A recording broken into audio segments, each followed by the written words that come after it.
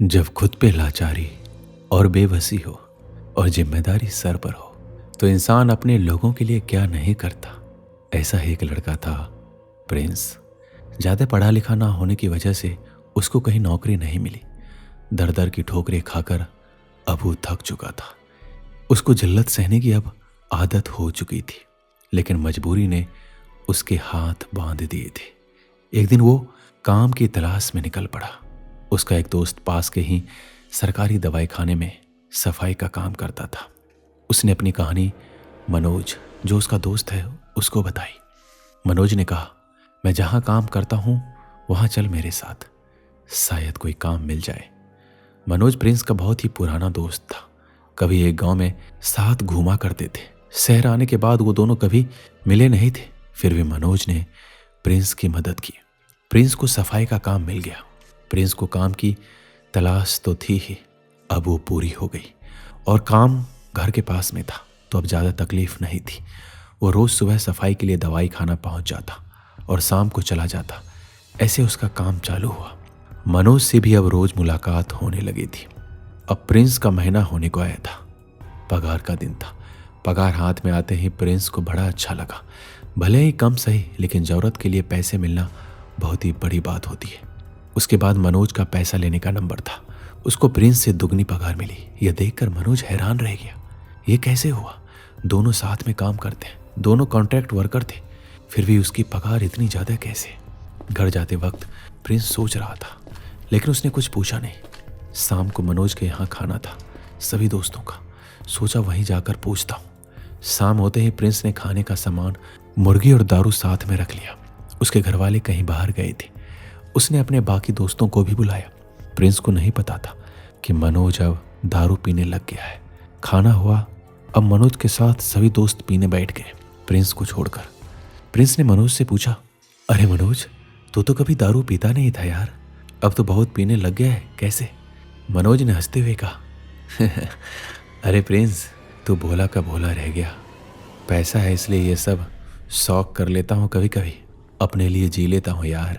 ले, तू भी ले, शर्मा मत। नहीं मनोज, मैं शराब नहीं पीता, मुझे माफ़ कर दे। प्रिंस ने उसको रोकते हुए कहा, अच्छा मुझे ये बता, तू और मैं एक ही जगह काम करते हैं, फिर तुझे मुझसे ज़्यादा पगार कैसे? तू कोई एक्स्ट्रा काम करता है क्या? सच बता। मनोज ने प्रिंस को एक कोने में ले जाकर बताया, शहर में पैसे कमाने के हजारों तरीके हैं मेरे भाई, बस तू तैयार हो तो सैकड़ों रास्ते खुल जाते हैं। मैं समझा नहीं, प्रिंस ने उसको पूछा। मनोज ने कहा, मैं रात को उसी दवा खाने के मुर्दा घर में नाइट शिफ्ट करता हूँ। मुर्दा घर का नाम सुन के प्रिंस डर गया। उसको सहमा देख के मनोज बोला, यही वो वजह है कि मैं पैसे कमा रहा हूँ। सभी लोग डरते हैं वहाँ जाने से, इसलिए कोई नहीं मिलता काम करने को। मैं करता हूँ तो मुझे पैसा भी बढ़िया मिलता है। मैं दारू लेके जाता हूँ और पी के सो जाता हूँ मुर्दों के साथ, मुर्दा घर में। ऐसा बोल के हंसने लगा। पार्टी खत्म होने के बाद सभी लोग घर चले गए। मनोज रात की मुर्दा घर वाली ड्यूटी पे चला गया। प्रिंस अपने घर जाकर रात भर मुर्दा घर के बारे में सोचने लगा। अगर वो भी ये काम कर सके तो उसके कितने सारे अधूरे अरमान पूरे हो जाएंगे। प्रिंस रात भर उसी सोच में पड़ा रहा। सुबह अपना काम खत्म करके दवा खाने अपनी ड्यूटी पे चला गया। मनोज भी उसको रास्ते में मिल गया। दिन भर काम करके शाम को जाते वक्त मुर्दा घर वाली एक्स्ट्रा ड्यूटी के बारे में पूछा, मनोज, तुझसे तो मेरी हालत छुपी नहीं है, पैसों की ज़रूरत है मुझे यार, क्या मैं भी मुर्दा घर में? इतना बोलते ही मनोज हंस पड़ा। अरे भाई प्रिंस, तू मुर्दों के बीच में कैसे रहेगा? तू तो दारू भी नहीं पीता है मेरे यार। मुर्दों के बीच में रात भर रुकना कोई खाने का काम नहीं है, समझा? प्रिंस ने एक बार मनोज की तरफ देखा और कहा, मुझे पता है यार, लेकिन मैं ये कर सकता हूँ। दूसरे दिन मनोज ने अपने साहब से बात करवा के प्रिंस को वो एक्स्ट्रा ड्यूटी दिलवा दी। लेकिन अब मनोज भी साथ में रहने वाला था, तो कोई डर की बात नहीं थी। दूसरे दिन प्रिंस की एक्स्ट्रा ड्यूटी चालू होती है। मनोज रात को मुर्दा घर में पीने के लिए दारू लेकर आया था। मुर्दा घर में आते ही मनोज ने बताया, ये दरवाज़ा ठीक से लगता नहीं है, इसलिए इसमें लकड़ी फंसा कर रखना। अगर ये बंद हुआ तो अंदर से नहीं खुलेगा, और जब तक कोई बाहर से नहीं खोलता हमको अंदर ही इन मुर्दों के बीच में रहना पड़ सकता है। प्रिंस के सामने उसने दारू लगा ली और सो गया। प्रिंस बेचारा मुर्दों के बीच अकेला पड़ा हुआ था। पहली रात थी। उसको बहुत अजीब लग रहा था। एकदम सन्नाटा था। वो बिल्कुल दरवाजे के पास बैठा रहा। मुर्दा घर में लाइट तो थी, लेकिन इतने मुर्दों में थोड़ी सी भी हलचल हो जाए तो आवाज हलक से बाहर ना आए और जान चली जाए। पहली रात कट गई और प्रिंस को थोड़ी हिम्मत आ गई। अब दोनों रोज मुर्दा घर में ड्यूटी करने लगे। कुछ रोज बीत जाने के बाद यहाँ काम करना प्रिंस को बहुत आम लगने लगा। दिन गुजरते गए, पैसा आने लगा तो प्रिंस के बहुत से काम होने लगे। उसके घर वाले भी बहुत खुश थे। सब कुछ सही चल रहा था। एक दिन उस मुर्दा घर में एक आधा जला हुआ मुर्दा आया।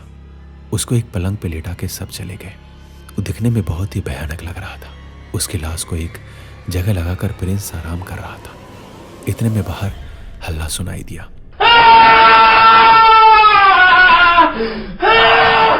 शोर सुनकर बाहर प्रिंस देखने गया। उसने मनोज को उठाया।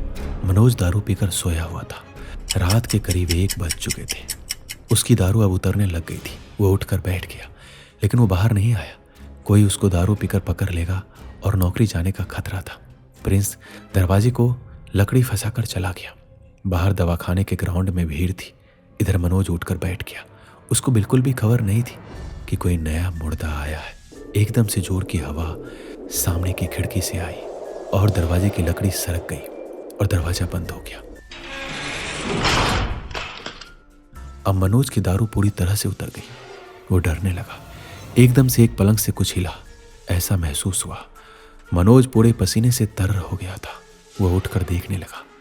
मुर्दाघर बहुत ही बड़ा था। उसने चारों तरफ देखा, कुछ भी दिखा नहीं। अब कुछ ज्यादा ही हलचल दिखने लगी। वो जला हुआ मुर्दा पलंग पर बैठ गया। वो भयानक आवाज सुनकर इंसान की रूह तक कांप जाए। उसके शरीर से खून निकल रहा था। फर्श पर खून गिरने लगा। बहुत जलने की वजह से चमड़ी लटक रही थी। उसकी एक आंख भी फूट चुकी थी। वो इतना जल चुका था कि कई जगह हड्डी तक दिख रही थी।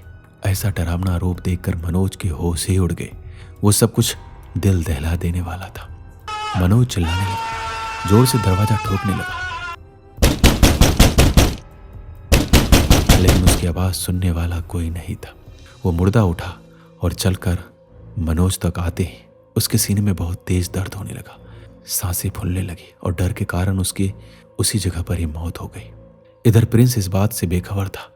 वहां एक आदमी आया था। सब उसको सुन रहे थे। वो पागल जैसा था। साहब, अभी जो लाश यहाँ आई है वो लाश नहीं, एक जीता जागता शैतान है। वो लाश जिंदा है साहब, उसमें शैतान समाया है। वो जहाँ जाती है वहाँ मौत होती है साहब। वो विनती कर रहा था, लेकिन पागल दिखने के कारण उस पर किसी ने ध्यान नहीं दिया और उसको भगा दिया। प्रिंस को एकदम से याद आई कि मनोज अंदर है। वो जल्दी से मुर्दा घर पहुंचा। दरवाजा बंद था। उसने झट से खोला और देखा कि सामने मनोज गिरा हुआ है। वो लाश अपने पलंग पर ही थी। उसने मनोज को उठाना चाहा, लेकिन वो उठा नहीं सका। प्रिंस ने डॉक्टर को बुलाया। उसको देखकर डॉक्टर ने कहा, शायद इसको दिल का दौरा पड़ा था, यह मर चुका है।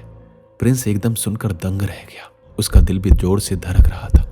वो जो पागल आदमी बाहर चिल्ला रहा था, शायद उसकी बात सही थी। बाद में उसका पोस्टमार्टम किया गया। जब 2 वार्ड बॉय मनोज की लाश मुर्दा घर में लेकर आए, मनोज डर से सहम कर दरवाजे के पास ही खड़ा था। जैसे ही मनोज की लाश को एक बेड पे रखा जाने लगा, तभी उसकी गर्दन प्रिंस की तरफ मुड़ी। मनोज की आंखें खुल चुकी थी। उसने प्रिंस को एक नजर देखा और एक शैतानी मुस्कान उसके चेहरे पर आई। उसके बाद प्रिंस ने वहां पे काम करना छोड़ दिया। दोस्तों, ये कहानी कैसी लगी हमें कमेंट बॉक्स में जरूर लिखिएगा। मिलते हैं अगली वीडियो में। अपना ख्याल रखिएगा।